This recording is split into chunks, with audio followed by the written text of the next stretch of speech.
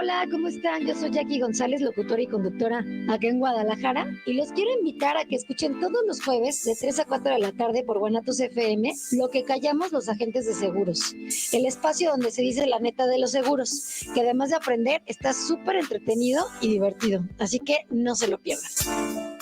guanatosfm.net. Los comentarios vertidos en este medio de comunicación son de exclusiva responsabilidad de quienes las emiten y no representan necesariamente el pensamiento ni la línea de guanatosfm.net.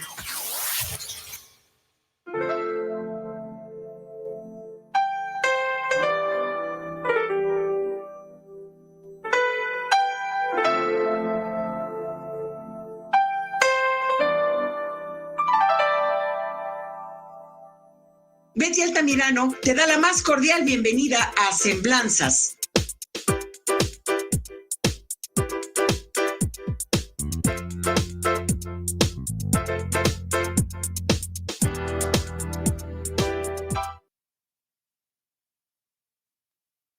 Buenas noches, tengan todas, todos y todes. Agradecemos a todos nuestros cibernautas que nos acompañan el día de hoy en Semblanzas y le mandamos un fuerte abrazo a nuestra querida amiga Betty Altamirano. Hoy, miércoles 26 de abril de 2023, tenemos un programa muy especial. Es el Día Internacional del Pene. Y para esto tenemos también un invitado especial, que él es urólogo y es el doctor Arnoldo Magaña Gutiérrez. Muchas gracias, doctor, por estar aquí en los micrófonos de Guanatos y en su programa Semblanzas. Mario, muchas gracias por la invitación y vamos a platicar. Está muy interesante el tema. Sí, de hecho, pues obviamente causa así como que de repente uno no está muy acostumbrado. Recuerdo cuando empezó esta gira del teatro con algunas de las actrices monólogos de la vagina, que también pues son cosas que como que no estoy acostumbrado a hablar de las partes íntimas o de los aparatos reproductores. Sí. Y dije, bueno, el día de hoy, que es el Día Internacional del Pene, creo que merece el tema. Y por qué no, pues con un especialista, ¿no? Este día se escogió porque todo proviene del Komaki, que es una ciudad de Japón, donde se festeja este día desde el siglo XVIII. 17-18, viene desde ese entonces, donde las prostitutas iban a orar al santuario Kanamara para pedirle a los dioses del sexo que tuvieran protección, sobre todo contra las enfermedades venéreas, ¿no? Entonces, estamos hablando del siglo XVII y de Japón. Y bueno, pues tenemos muchos datos morbosos y curiosos sobre el pene, ¿no? Hay una cuestión que es como muy de masculinidades, muy de esto de la hegemonía del macho alfa, que tiene que ver con el tamaño. Hay un dato interesante que recogimos de internet que dice que hay una revista con datos mundiales que destaca que los ecuatorianos son los que más largo tienen el pene. Estamos hablando de que tienen un mínimo de 17 centímetros.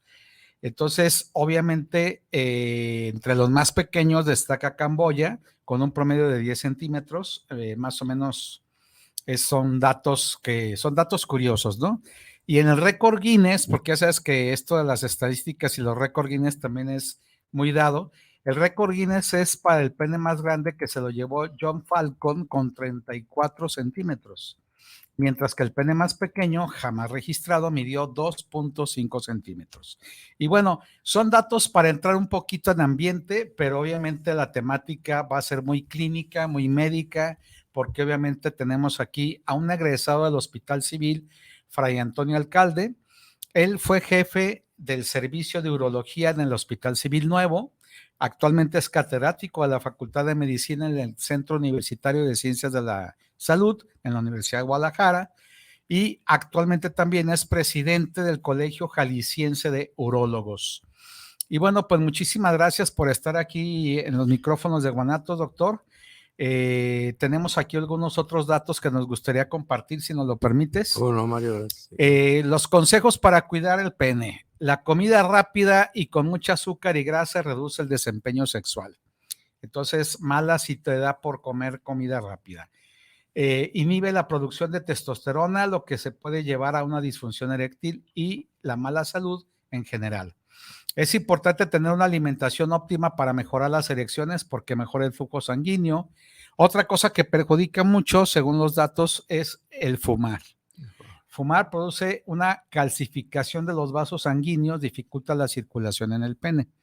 La erección se reduce hasta en 1 centímetro.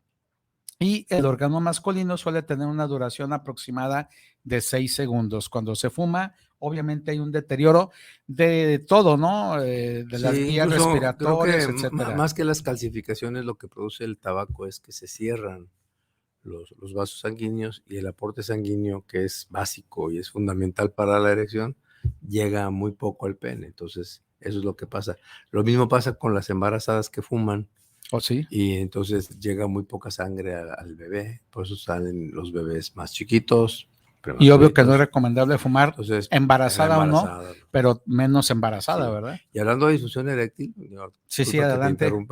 Se hizo un estudio aquí en México y se vio que se hizo un estudio en gente general, lo que agarraron en la calle, de personas de 40 a 70 años. La mitad de los hombres de 40 a 70 años, todos, tenían un periodo o un grado de disfunción eréctil. Entonces, es más frecuente de lo que pensamos nosotros cuando hablamos de un hombre que tiene disfunción eréctil. Entonces, será motivo incluso hasta de otra plática también. Sí, que es otro tema muy interesante, ¿no? Sí.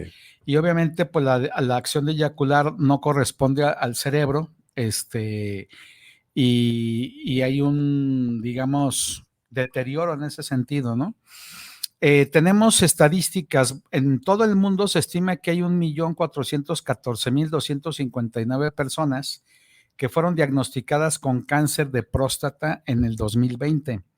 Es el cuarto cáncer más comúnmente diagnosticado en el mundo. De acuerdo con el Instituto Nacional de Salud Pública, en México el cáncer de próstata es el tipo de cáncer más mortífero entre los hombres y hay 9.8 muertes por cada 100,000 hombres. Esto quiere decir que en 2020 se diagnosticaron aproximadamente 26,400 pacientes con cáncer de próstata y el mismo comportamiento se observa también en América Latina a nivel continente, que como región registra 413,000 nuevos casos y 85,000 muertes cada año. Esto es importante también tomarlo en cuenta. Bueno, aproximadamente uno dice, es que las estadísticas se hablan de millones, se hablan de miles. Bueno, vamos a aterrizarlo un poquito más a lo micro.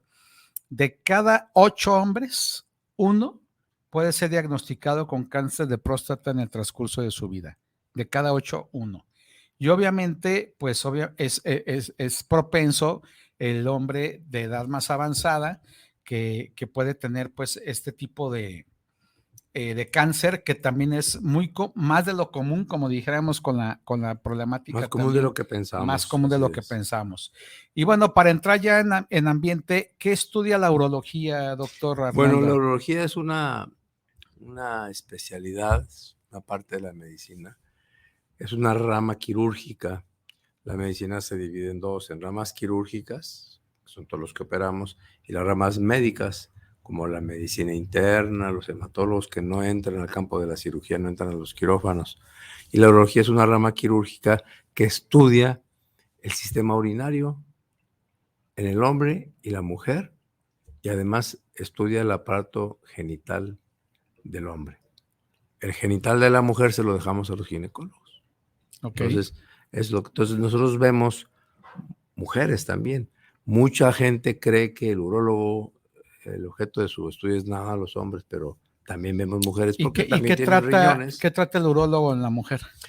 Pues tienen riñones, tienen sistema urinario y todo lo que afecta a riñones y el sistema urinario, infecciones urinarias, tumores, piedras en el sistema urinario del hombre y de la mujer. Los dos sistemas son iguales, excepto los genitales, ¿no? Entonces, vemos enfermedades similares en el hombre y en la mujer también. Es muy común, por ejemplo, las infecciones de orina, ¿no? Muy común. Son más comunes en la mujer por la anatomía, que la uretra es más pequeña, más corta y más frecuente todavía que en el hombre. Cistitis, ¿o cómo se llama? Las famosas cistitis. Las cistitis. Son infecciones urinarias de repetición. Cuando nacen los niños, un niño y una niña tienen el mismo riesgo de tener infección urinaria.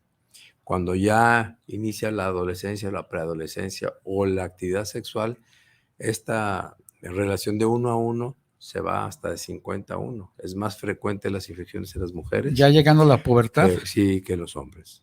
¿A qué se debe este fenómeno? Por la actividad sexual, esa es una parte. Yeah. Las mujeres mayores empiezan a dejar de producir estrógenos y eso favorece en algún grado también la aparición de infecciones urinarias. Entonces, ¿qué enfermedades ve el urólogo en términos generales? Todo lo que concierne aparato urinario y genitales en el hombre. Ahí vamos a empezar de arriba para abajo. De riñones, cánceres, tumores, infecciones urinarias que afectan al riñón exclusivamente, malformaciones congénitas de los riñones. Hay ocasiones que se estrechan los tubos de drenaje del riñón y eso se tienen que abrir, se tienen que operar porque si no el riñón se vuelve después una bolsa de agua.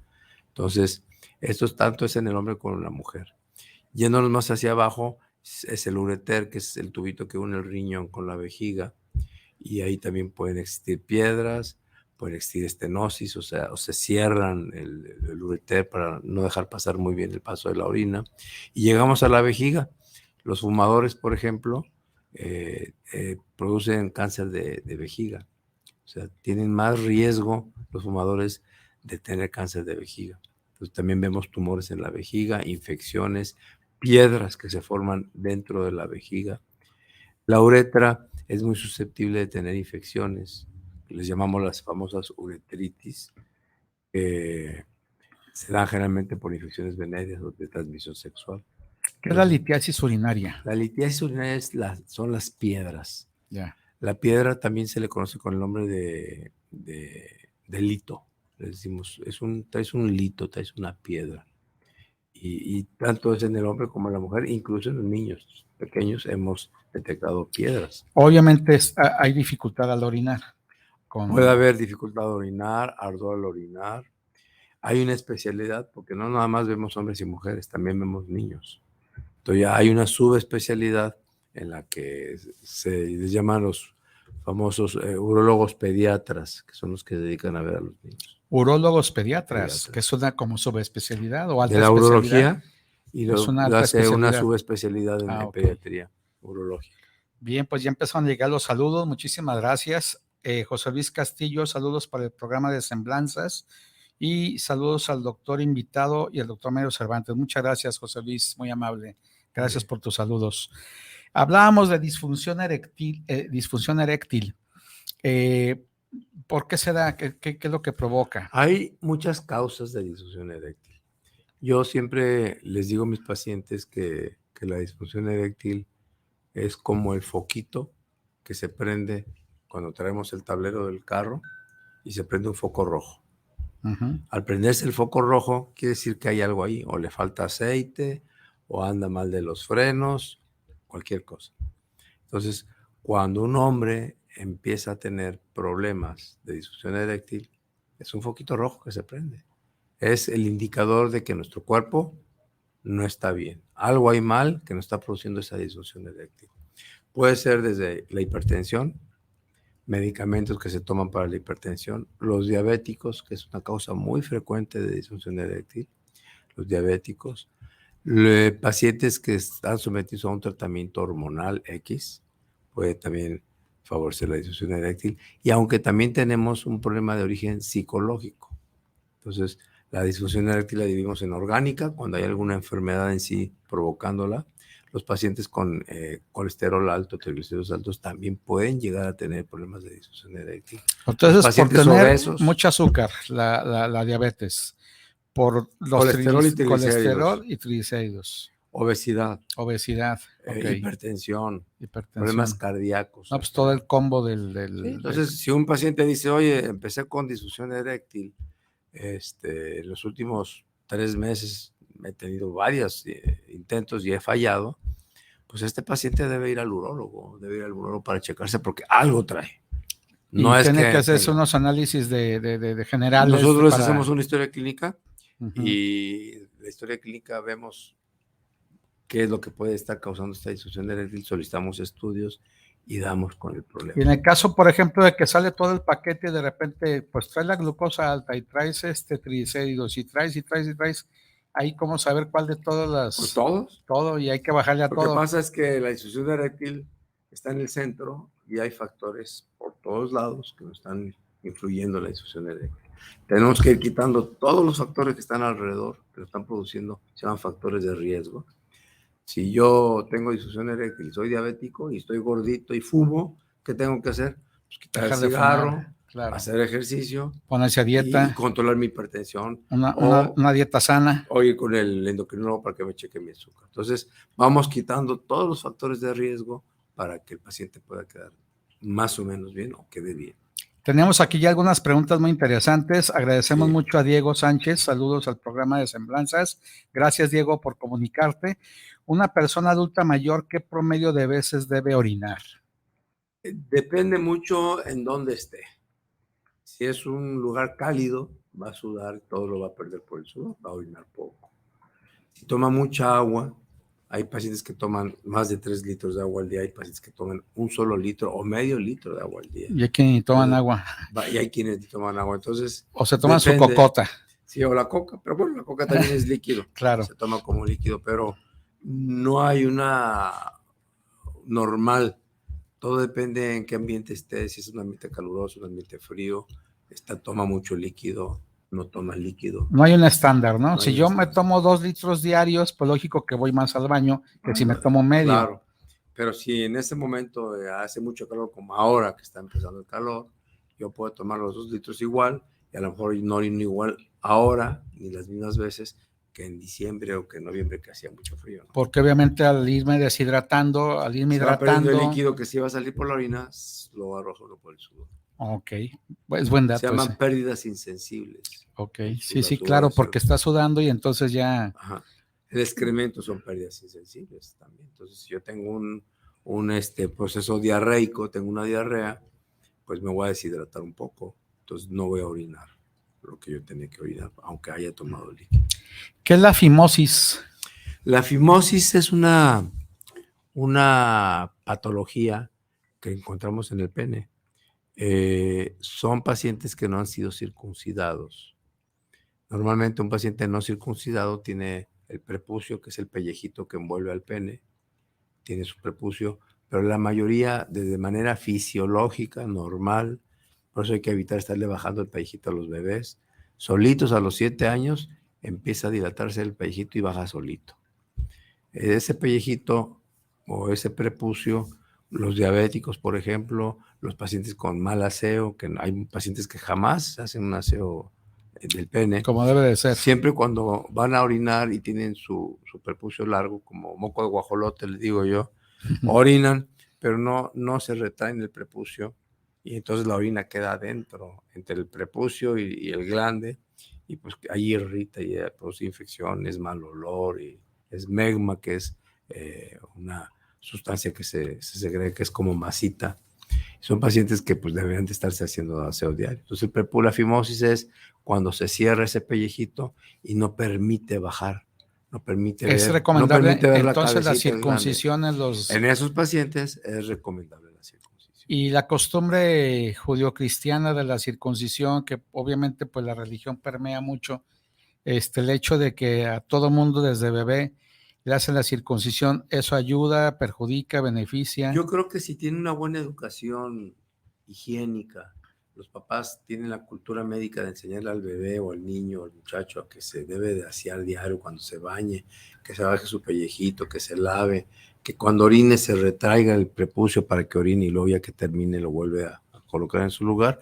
No creo que haya una necesidad de hacer una circuncisión. Yo soy de las personas que si un paciente amerita circuncisión es porque sí hay algún problema y hay una patología y ha tenido infecciones de repetición. Entonces debe haber una causa por la que realmente hay que hacer la circuncisión. Yo pienso que muchas veces algunos de nosotros como médicos abusamos y hacemos circuncisiones sin ton ni son. Entonces yo creo que debe estar bien indicada.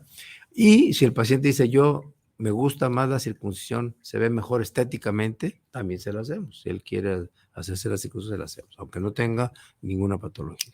¿Cuándo se debe de acudir al urólogo? Pues lo que pasa es que el urólogo ve desde los niños pequeños hasta los viejitos, más viejitos de 90 y tantos años. Entonces vemos de toda la clase, de todo el tipo de edades.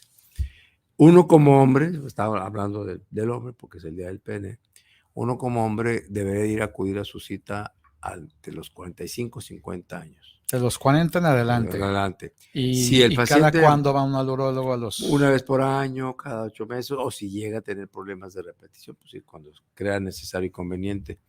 En el caso, por ejemplo, del cáncer de próstata, vienen muchos pacientes conmigo y me dicen, doctor, mi papá tuvo cáncer de próstata. Cuando es un paciente familiar de primera línea, normalmente tiene 2 veces más posibilidades de tener riesgo de tener cáncer que cualquier otra persona. 2 veces más. 2 veces más. Si yo tengo un familiar directo, mi hermano, mi papá, yo puedo tener 2 veces ¿Es más genético? que contigo. Uh-huh. Si tú no tienes ningún antecedente familiar de cáncer, 2 veces más de tener cáncer. Pero si mis 2 hermanos tuvieron cáncer, mi papá tuvo cáncer y el hermano de mi papá tuvo cáncer, hasta 12 veces más posibilidades de que yo tenga cáncer de próstata. Y a pesar de eso, el cáncer de próstata, el factor de riesgo es la edad. Aparece generalmente después de los 50, 60 años. Entonces, el cáncer hereditario, como en este caso, si tengo mi papá con cáncer, mis hermanos con cáncer, el cáncer me puede aparecer hasta los 45 años. O sea, en edades más tempranas. Y en un momento dado, en el caso, hablando ya muy concreto de este caso donde el papá, los hermanos, ¿es hereditario? ¿Es genético? ¿Se puede decir unos factores de riesgo pueden ser hereditarios, pero también la raza es un factor de riesgo. Se dice que es más frecuente en los afroamericanos. Sí, sí. Leí también ese causa dato. De muerte. Que las personas y hoy te voy a dar unas estadísticas que son interesantes. Uh-huh. Pero sí, la edad es un factor de riesgo. El fumar es un factor de riesgo para cáncer de próstata. Lo hereditario es otro factor de riesgo y un factor importante de riesgo es las dietas ricas en grasas. Todos aquellos que vamos a los taquitos de carnitas con grasa y echarle más carnita con gordito, le llaman, échale al gordito para darle. Pues con el gordito, si tiene la predisposición de tener un cáncer de próstata, es más fácil. Se desarrolla más Entonces, fácil. Sí tiene uno que evitar esos factores de riesgo para tratar de provocar que no haya un problema de ese tipo, ¿no? Te decía que los países que tienen más frecuentemente cáncer de próstata son los países desarrollados, ¿sí? O sea, en Europa, el norte de América, la dieta tiene mucho que ver. ¿Tiene que ver su alimentación? Sí, por ejemplo, los japoneses, dentro de todo el mundo, son los pacientes que menos incidencia de cáncer tienen. ¿Y por qué? ¿Qué come un japonés? Arroz, ¿Cómo la comida pescado. Japonesa? Natural. Uh-huh. ¿Qué come un mexicano? Grasa. Sí. Grasa, mucha grasa comemos. Entonces, la dieta tiene mucho que ver. Se ha visto que japoneses que van a vivir a Norteamérica o que van a vivir a México, cambian de dieta, empieza a aumentarse más la incidencia de cáncer en los japoneses. Claro, es que ya dejan su dieta, ¿no? Sí, no, pues ¿quién va a querer sushi cuando hay taquitos? Sí. Entonces, fíjate, los países los desarrollados, los del primer mundo, son los que más cáncer tienen. Pero los que se mueren más por cáncer de próstata no son los países desarrollados. Son Trinidad y Tobago, es el que ocupa el primer lugar en causas de muerte por cáncer de próstata. México está estable. Hay muchos países de América del Sur, del Norte, Centroamérica, que su tendencia va a la alza, ¿sí? Entonces, la gente que es países subdesarrollados son los que tienen la primera causa de muerte. ¿Y a qué se debe? El aspecto es de que no hay los avances científicos. No hay educación de la salud.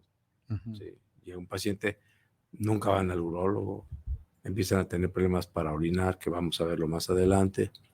No van al urólogo, creen que es una hiperplasia prostática, que es el tumor benigno de la próstata. Que hay 2 tumores, el maligno, que es el cáncer, y el benigno, que es la hiperplasia. Y los síntomas son igualitos. Entonces, incluso a veces, cuando un paciente tiene cáncer de próstata, no tiene ningún síntoma, no tiene ninguna molestia.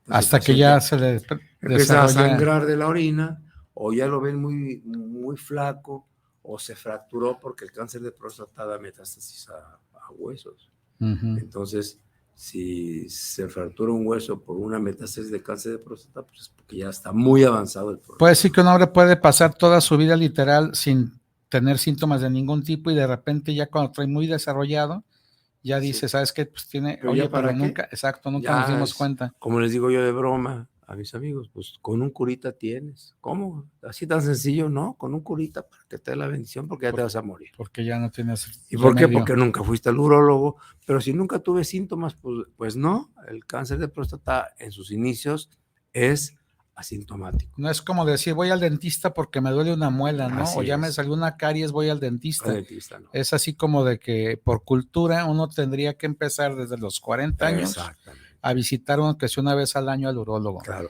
Que esa es una recomendación importante. Y es muy importante hacer el diagnóstico temprano para que el paciente pueda quedar curado. Entonces, la otra pregunta sería si el cáncer es curable, el cáncer de próstata. Ahí va. En los pacientes, en los países que son muy desarrollados, países de primer mundo, en Europa, en Estados Unidos, nosotros hacemos un diagnóstico de cáncer de próstata y el 82% de los cánceres que diagnosticamos, el cáncer está bien localizadito adentro de la próstata. Imagínense a la próstata como es una mandarina y la semilla es el cáncer. ¿Sí? Entonces, esa semilla está adentro del cáncer de próstata. Nosotros hacemos una cirugía, quitamos la próstata con todo y la semillita que es el cáncer, el paciente tiene la posibilidad de quedar curado. Pero podemos en nuestro medio, que yo decía, países subdesarrollados que tienen poca educación médica, que no van al médico, cuando hacemos un diagnóstico de cáncer de próstata, el 40% de los diagnósticos son cánceres avanzados de próstata. Ya no hay nada que hacerles. Ya tiene un montón de semillitas. Un medicamento y trae semillitas fuera de la cáscara de la mandarina. Ya. Y trae en los huesos y pegado a la vejiga y en todo el cuerpo. Entonces, huesos del cráneo, huesos del fémur, de todos lados hay metástasis. Pues para continuar con este interesante tema del pene y continuamos después con las enfermedades y tratamientos más comunes, vamos a una breve pausa y regresamos a la brevedad posible. Muy bien.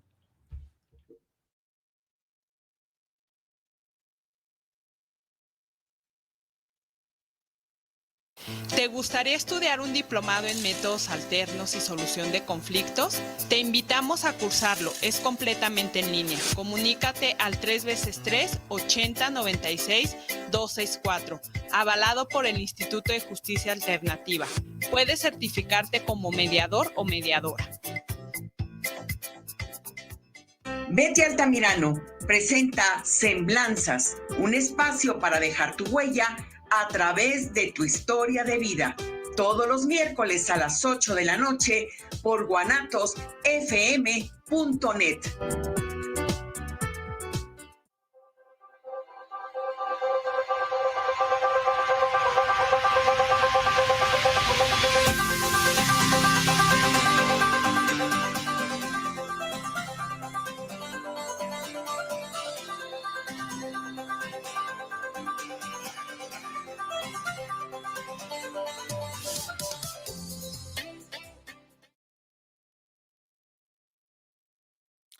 Regresamos a estos micrófonos de Guanatos y este es su programa Semblanzas. El día de hoy tenemos un tema muy interesante para la salud, es el Día Internacional del Pene. Y bueno, pues contrario a la creencia de que los hombres somos bien cuidadosos y que nos importa mucho nuestra salud, pues no, muchas veces nos importa la apariencia. Somos muy dados a ir a nadar, somos muy dados a meternos a las carreras esas de los atletas de maratones, somos muy dados a ir al gimnasio, y sí, pero ¿qué tal las visitas al urólogo? Yo creo que las mujeres tienen más conciencia, creo que las mujeres van más seguido al ginecólogo que los hombres al urólogo, porque le tienen miedo también a la exploración física del urólogo, ¿no? Sí, que ese es un tabú y es importante mencionarlo. Muchas veces decían, no, es que yo no voy al urólogo, pues porque obviamente cuando era con el examen ese del tacto, que todavía es, dice, bueno, pues ahora ya nada más te sacan sangre y ya medio ayuda para saber si tienes ahí algo, ¿no? ¿cuáles son las enfermedades más comunes del pene y cuáles son sus tratamientos? Bueno, hay una enfermedad que es la peor de todas, que es el cáncer de pene.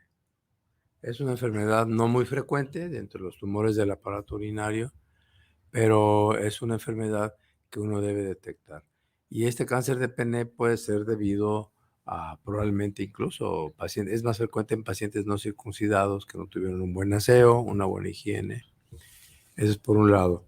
Por otro lado, hay enfermedades como la enfermedad de Peyronie, que es una placa fibrosa que se forma en el pene y el paciente va al urólogo y dice, doctor, cada vez que tengo una erección tengo dolor y he notado que se me está enchuecando un poquito el pene. Hay una curvatura más de lo normal. Una curvatura, le dimos una curvatura anormal del pene. Y es debido a que hay una masa dura, se forma una placa. Es una placa. Una placa, ok. Una masa, estamos hablando de una tumoración, ¿no? Es una placa delgadita, pero dura, que va encogiendo el pene y lo va enchuecando y lo va doblando. Y eso, cuando es muy severa, esa curvatura impide una actividad sexual pues, normal. Claro. Por el pene todo chueco no puede uno tener actividad sexual. Y hablando de actividad sexual y de erecciones, ¿qué es el priapismo? El priapismo es una erección que se vuelve dolorosa e involuntaria después, que puede quedar por mucho tiempo, por horas o por días, y es una patología que debe de tratarse como una urgencia médica. Hay enfermedades que están asociadas como la leucemia y algunas otras enfermedades al priapismo, o las aplicaciones de inyecciones que se están ya bien documentadas pudieran dar a algún paciente datos de priapismo. Cuando la gente toma Viagra o toma algunos otros de los... Yo nunca he visto un paciente que tome este tipo de medicamentos y tenga priapismo, no, es raro. Lo que sí es muy frecuente son las infecciones del pene. ¿Sí? Las infecciones del pene son muy frecuentes, sobre todo pacientes que no están circuncidados, que son diabéticos.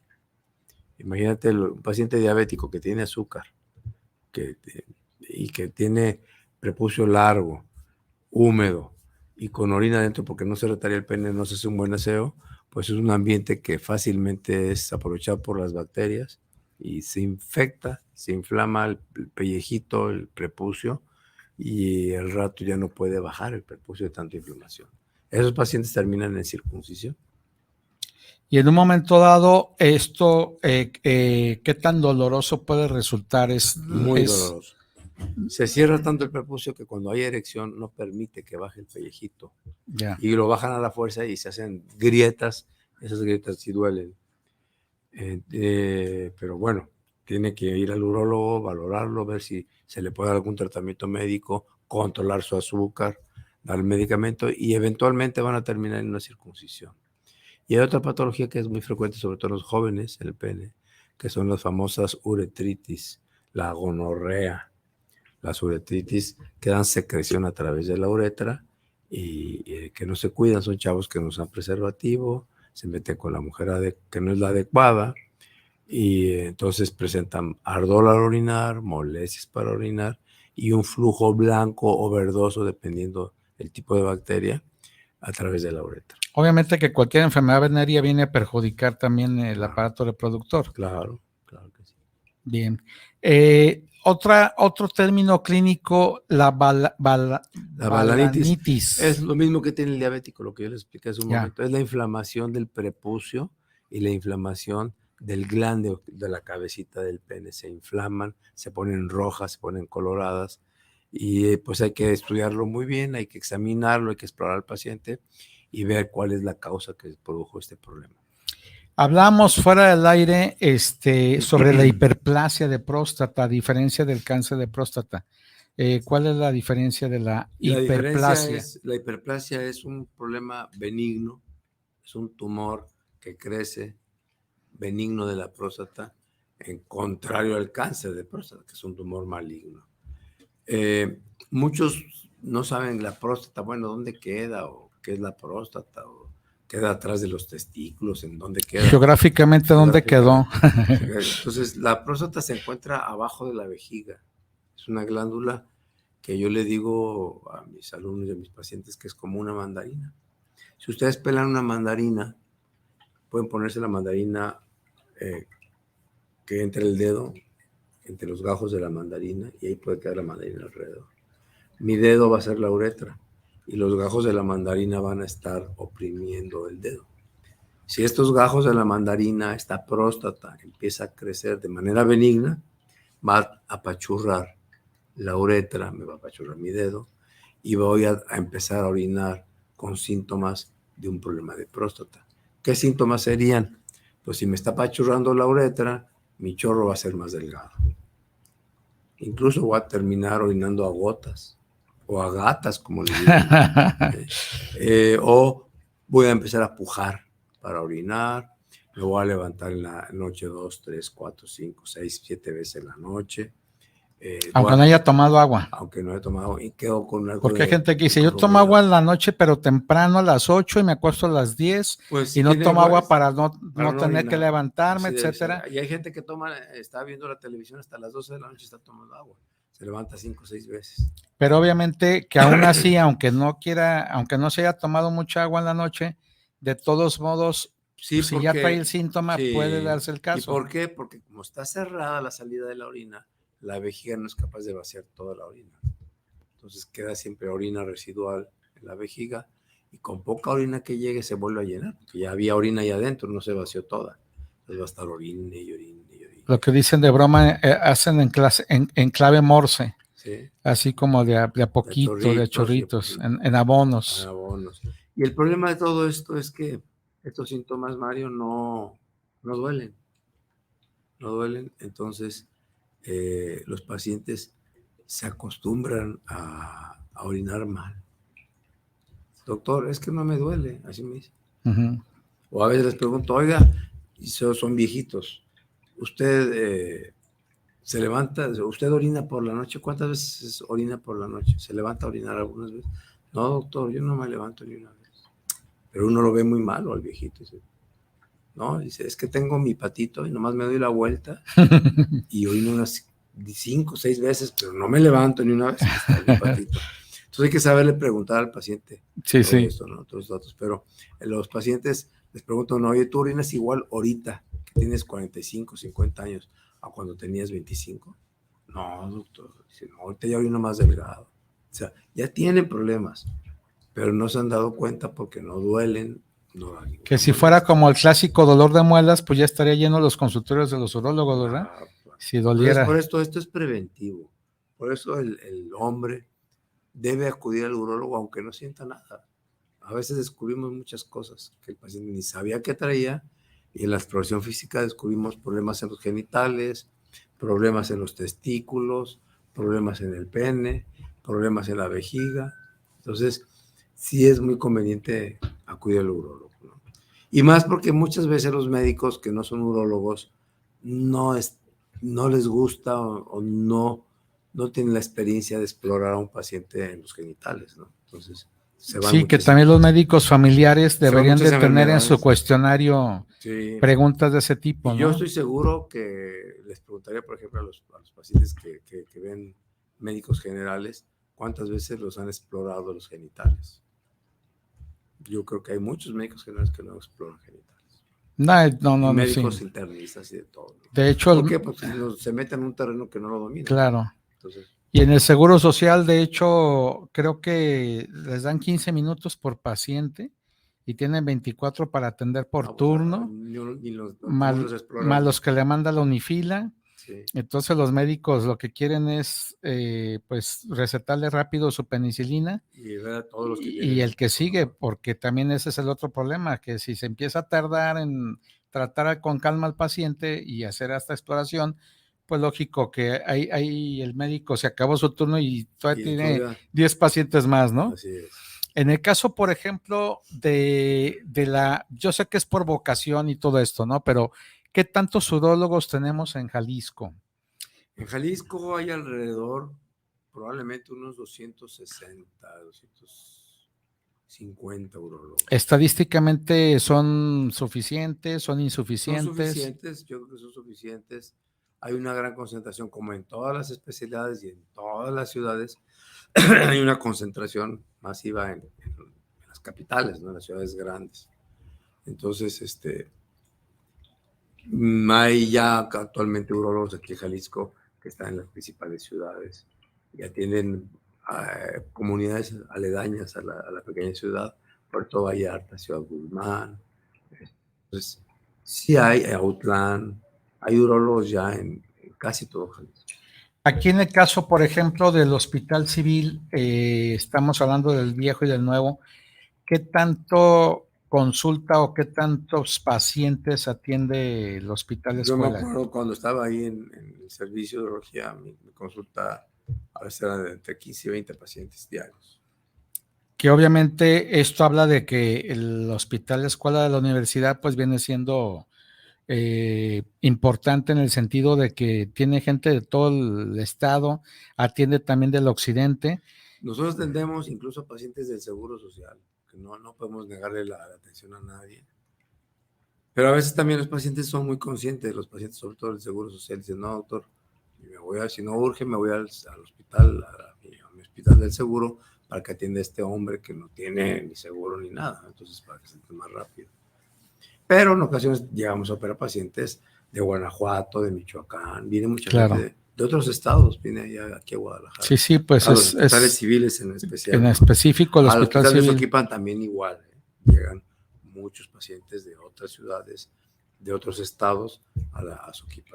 Que además, dicho sea de paso, si en Jalisco tenemos 200, ¿qué dijo? 50, 160 euros. Que estamos hablando de que es pues Jalisco y es Guadalajara. Quiero pensar que en ciudades ya más pequeñas, Colima, Aguascalientes, pues lógico que ahí baja bastante, claro, ¿verdad? Claro, sí, pero sí hay también. Entonces hay un alto índice hay obvio más pacientes que médicos, pero aún así sigue siendo suficiente. Y es suficiente. El que no va al urólogo es porque no quiere, no es porque no haya urólogo.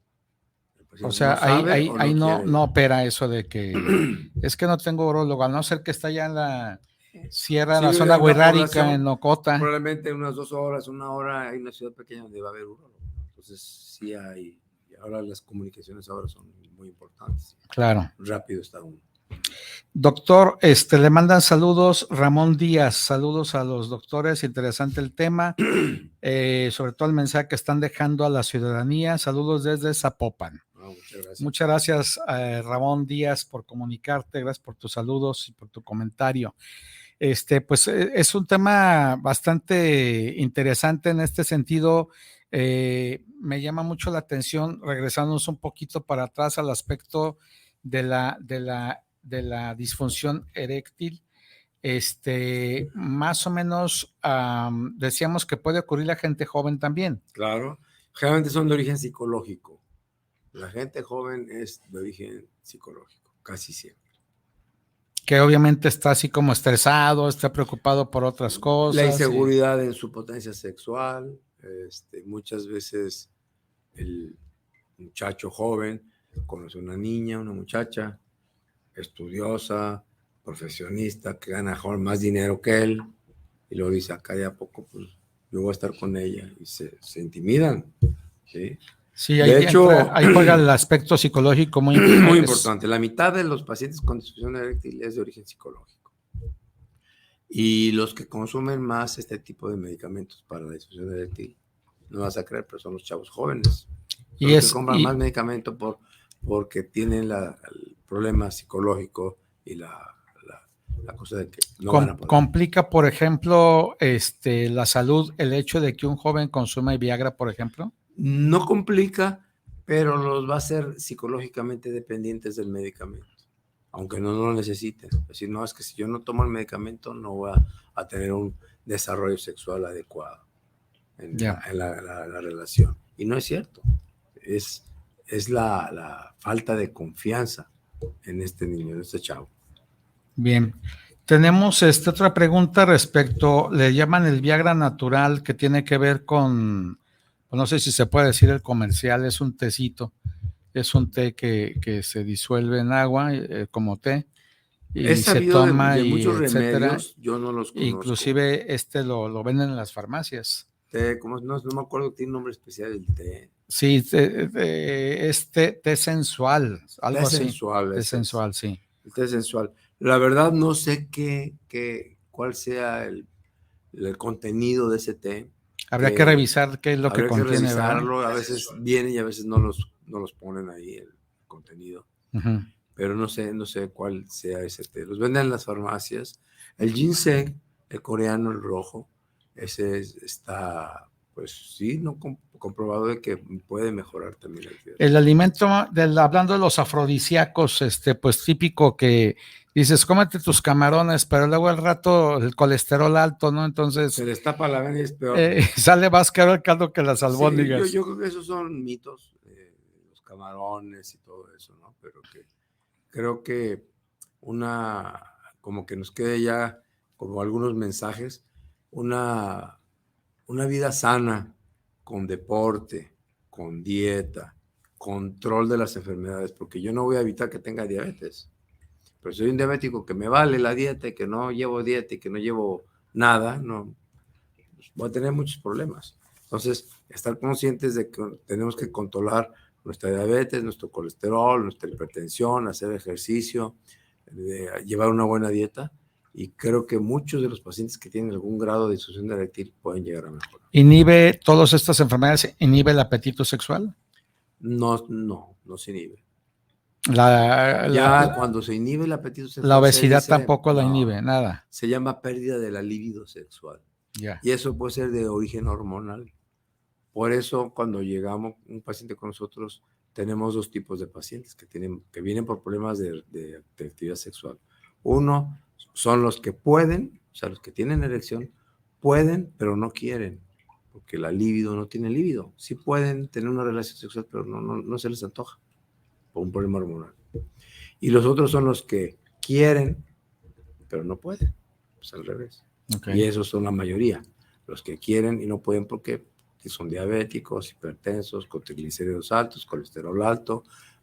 Pero no es porque disminuya la libido, sino más bien es porque ya el combo de enfermedades que trae ya no le permite. Así es. Pero el otro, a lo mejor igual ahí viene el origen de los asexuales que dicen, no, yo no tengo apetito sexual, pero es porque la libido ya no. Estudiar a este tipo de pacientes, ver si cómo andan de sus balances hormonales y estudiarlos un poquito más. Nos queda poco tiempo, me gustaría dedicárselo al aspecto de los cuidados del pene. En este sentido, ¿qué recomienda?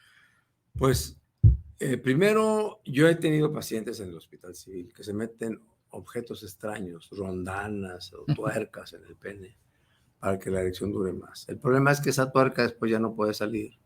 Se hincha el pene, se desmatiza el pene y tenemos que hacer unas cirugías de urgencia. Corta la rondana de metal que se metieron ahí en el pene. Entonces, no se metan objetos extraños. Es muy frecuente que se metan pedazos de cerámica, algunos tipos de balines o artefactos en el pene, abajo de la piel del pene. Entonces, pues tratar de ver que no vaya a infectarse, cuidarse mucho. Los pacientes diabéticos, cuidar su aseo genital, porque ellos son los que se infectan más frecuentemente por balanitis, por infecciones del prepucio y infecciones del pene. Y evitar pues el contacto sexual, siempre que usen condón, por favor, que sean responsables, sobre todo los chavos, ¿no? Usar un condón para evitar una uretritis. Y creo que eso es lo más sano que puede hacer uno. Un aseo normal. Y acuérdense que los que no están circuncidados y tienen mucho pellejo que les cubre todo el pene, pues retraer el prepucio, la piel del pene, retraerla cuando uno pipí, para que la orina no se quede adentro del prepucio y del pene y con contacto con la cabecita del pene, y eso favorece infecciones. Pues felicitarlo, doctor, porque está como presidente del Colegio Jalisciense de Urólogos. ¿Cuántos miembros o integrantes tiene el...? Son estos aproximadamente, aunque de estos 250, 200 y cacho, hay algunos que no son activos todavía socios, pero creo que tenemos como socios activos unos 200 probablemente. ¿Cuántos colegios hay? ¿Este es el único? Cada especialidad tiene su colegio. Ya. Los otorrinos tienen su colegio de otorrinos, colegio de dermatólogos. Pero es uno por especialidad, digamos. Estatales, sí. Sí, porque acá, por ejemplo, en la abogacía, yo creo que cada generación que Colegio egresa, de abogados también hay. Cada generación que egresa sale con su colegio armado. Sí, no, aquí y hay solo N colegio. cantidad de... Sí. La ley permite 5, pero hay un montón de asociaciones civiles No, aquí y demás. uno por especialidad. De urología. A nivel nacional es la Sociedad Mexicana de Urología que incluye a todos los colegios. También hay otra que es el Colegio Mexicano de Urología Nacional, que es la otra sociedad, son 2 sociedades, y todas acogen a los demás colegios estatales de la República. ¿Qué tan común es que haya mujeres dentro de los estudios de urología? Últimamente es muy común una mujer uróloga. Es común. Cada vez más se rompen esas reglas y esos mitos y esas cosas. Sí, porque con perspectiva de género dicen, pues las enfermeras son hombres. Sí. Difícilmente son enfermeras las mujeres, ¿no? O sea, sí. Difícilmente hay hombres. Ahorita ya cada vez hay más hombres enfermeros también. Sí. Mujeres, y hay más urólogos. Hay mujeres ortopedistas. Entonces, ya hay mujeres en todas. Lo mismo que hay hombres ginecólogos, ¿no? O sea, obviamente que tampoco era tan común y de repente empezó también a haber más. No, sí es común, los hombres ginecólogos siempre en la urología, ¿no? ¿Verdad? Ahí sí está muy limitado, ahí sí había por ¿Qué tantas de estos 250 integrantes, cuántas serían mujeres? En Jalisco ha de haber unas 10 mujeres o más quizá. Ok. Sí. Cada vez va en aumento. Es interesante. Tenemos ya muchas residentes que están haciendo la especialidad que son mujeres. Entonces ya hay muchas mujeres residentes. Y afortunadamente son urólogos, no sé, muy buenos. Las mujeres son muy buenos médicos, son buenos cirujanos, son buenas las mujeres. Sí. Me decía también que hay asociaciones internacionales. Sí, está las 2 más importantes a nivel mundial, es la Sociedad Americana de Urología, la Asociación Americana de Urología y la Asociación Europea de Urología. Están en Europa y en América. Son las 2 grandes sociedades. Hay muchísimas, es que hay muchas subespecialidades en urología. ¿La americana agrupa todo el continente o hay otra latinoamericana? A todo el mundo, sí. Yo puedo ir un año al Congreso de los Americanos, de la Sociedad Americana de Urología, que está en Estados Unidos, o puedo ir a Europa, al Congreso Europeo de Urología. Y cada año son en diferentes países en Europa. Puede ser en España, puede ser en Alemania. ¿A México le ha tocado ser sede de algún congreso? No. Los americanos de urología son en Estados Unidos. Son en Chicago, en Orlando, en California, entonces van variando los lugares. Pero siempre son en Estados Unidos. Dentro de las universidades, que es como muy común, de repente encuentra uno, por ejemplo, no sé, las que destacan en economía, Harvard, etcétera. En neurología, ¿quiénes de las universidades son de las que dice esta especialidad tiene más éxito en tal universidad? No, yo creo que todos son buenas. En general, pues los que tienen más recursos son los Estados Unidos. Entonces ahí en cualquier universidad salen muy buenos, muy bien preparados, tienen la tecnología suficiente, tienen todo para todos los recursos tecnológicos, económicos. Son médicos muy buenos, ¿no? Y yo digo que no hay universidad. Pues dicen, oye, tú vas a hacer medicina, ¿en dónde la vas a hacer? En Monterrey, en la Universidad de Guadalajara, en la Universidad de Morelia. No, es que me dicen que tal universidad es la mejor. No, es que no hay universidad. Hay estudiantes. Puede salir una lumbrera en una universidad de un pueblo pequeño, de una ciudad pequeña, y fue una ciudad pequeña. No tiene nada que ver la universidad, tiene que ver el estudiante. Claro. Y obviamente que sí, por ejemplo, el hospital de escuela, en el caso de nuestra universidad, pues tiene más ventaja. Muchísima ventaja que otros hospitales que no practican. Que no tienen hospital de escuela. Afortunadamente la Universidad de Guadalajara nos apoya mucho a los hospitales civiles. De hecho, son hospitales OPD, a pesar de que son OPD, organismos públicos descentralizados, pues dependemos de los hospitales civiles. Y a pesar de que no se tiene la Universidad de Guadalajara que se quisiera, ¿verdad? Sí, la Universidad de Guadalajara lleva a sus alumnos ahí. Hay mucha cooperación entre la Universidad de Guadalajara y los hospitales civiles. Sí, claro. De hecho, pues es el hospital de escuela de la universidad. Sí, así es. Bien, pues muchísimas gracias, doctor Arnoldo Magaña Gutiérrez. Le agradecemos mucho. Espero no sea la última visita que nos hace. Claro, Son temas que realmente son muy importantes, sobre todo para la salud, y pues valoramos mucho que después de su jornada médica, laboral y todo, todavía viene aquí a regalarnos un rato de su tiempo. Muchísimas gracias a todos los que se conectaron, y el día de mañana, jueves, tenemos un programa muy especial que tiene que ver con el Día de la Niña y el Niño.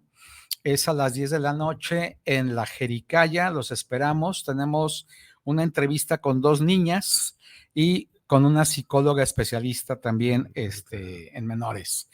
Hashtag transformemos juntos nuestras vidas. Hasta la próxima.